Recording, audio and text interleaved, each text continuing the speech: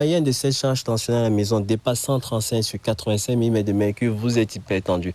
Vous n'êtes pas encore assuré, il y a la MAPA, on vous place un appareil, vous rentrez à la maison, ça contrôle tout seul votre tension artérielle. Vous revenez, on analyse sur l'ordinateur, il y a une moyenne. Si vous la dépassez, vous êtes hypertendu.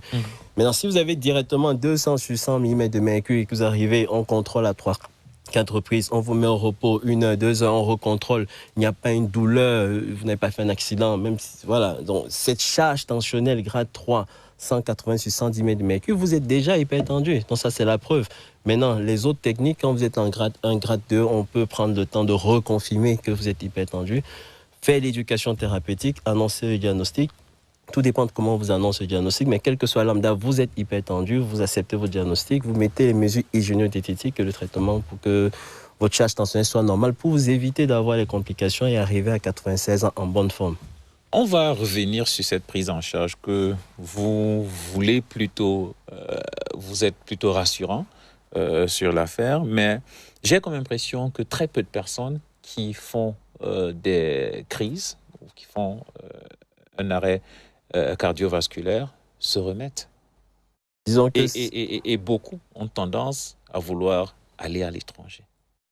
il n'y a pas nécessité de le faire. Même si vous avez une crise cardiaque, les médicaments complémentaires pour la prise en charge de l'insuffisance cardiaque sont tous disponibles au Cameroun. La réadaptation, on a 12 Camerounais au moins qui ont été déjà formés pour la réadaptation cardiovasculaire, pour réapprendre à vivre avec ces complications au niveau de l'insuffisance cardiaque.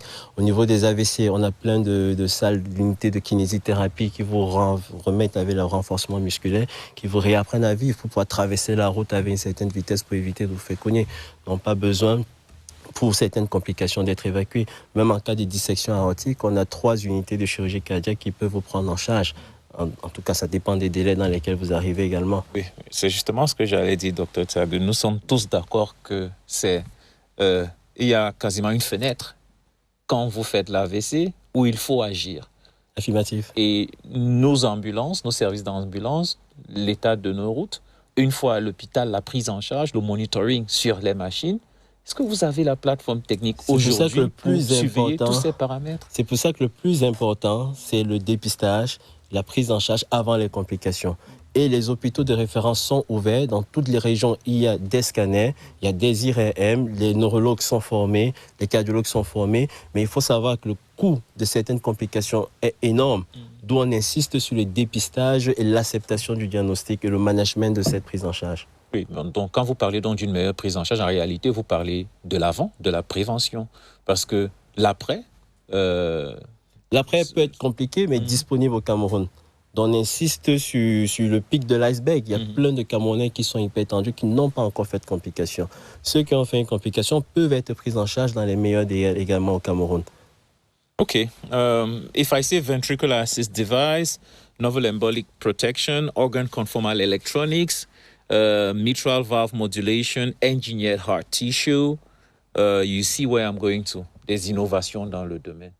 Est-ce que nous sommes à la page? Nous sommes en train d'être à la page. Je vous ai dit, en cas de dissection aortique, il y a des unités de chirurgie cardiaque. Voyez un peu.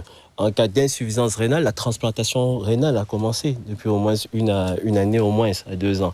Donc nous sommes à la page dans les différentes techniques. Il y a les molécules pour la thrombolyse. Quand vous faites votre AVC et que la population est informée que dès qu'il y a un déficit moteur sensitif ou sensoriel, je n'arrive pas à parler, j'ai le membre qui s'engourdit, rapidement on arrive à l'hôpital. On fait un scanner dans les délais. Il y a des molécules pour thrombolyser pour éviter que ces complications s'étendent.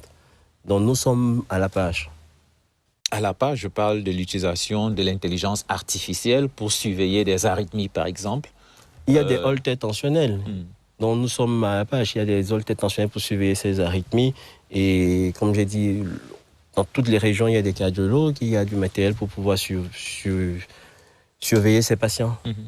Ok, je pense que vous l'avez un peu mentionné plus tôt. Qu'est-ce qui mène aux complications? Une fois que vous êtes hypertendu et que vous avez accepté, il faut maintenant la discipline. Prendre votre traitement tous les jours et à vie. Toute une vie. Si vous partez au village et qu'il a plu, le pont est coupé, il y a de la boue, le temps qu'on déplaît, partez avec le stock suffisant pour 1 ou 2 mois. Donc ne jamais être en rupture de traitement parce qu'on se sent mieux. Et contrôlez votre tension régulièrement, achetez votre tensiomètre électronique, ça ne doit pas dépasser 140 sur 90 mm de mercure. Et en cas de nécessité, vous avez un médecin de famille, vous avez des infirmiers de famille et tout le pays est couvert. Il y a des centres de santé partout. Ok, parlons un peu, c'est vrai qu'on en parle depuis, du forum qui s'annonce. Quel est l'objectif de la Cardiology Society of Cameroon? Un des objectifs, c'est sensibiliser la population sur l'hypertension et les autres facteurs de risque cardiovasculaire, continuer de former, d'innover dans la prise en charge de ces pathologies cardiovasculaires, que ce soit sur le personnel, les nouvelles technologies qui arrivent, comme je vous ai dit, que ce soit l'insuffisance cardiaque et la réadaptation qui est en train d'être implantée, et la chirurgie cardiaque qui est là, la transplantation rénale lorsqu'on a une insuffisance rénale. Et voilà, donc un des objectifs, c'est sensibiliser et prendre en charge les patients. Qui sont les participants à cette journée nationale d'hypertension artérielle? Alors, tout le personnel soignant, depuis l'auxiliaire de vie jusqu'aux médecins généralistes, les spécialistes des autres départements, y compris les cardiologues, et ceux qui sont en formation en médecine interne, en cardiologie.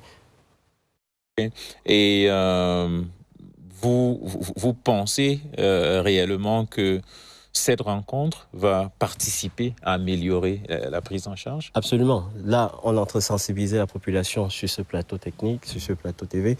On est en train de recycler et harmoniser les définitions, recycler les infirmiers, le personnel de santé.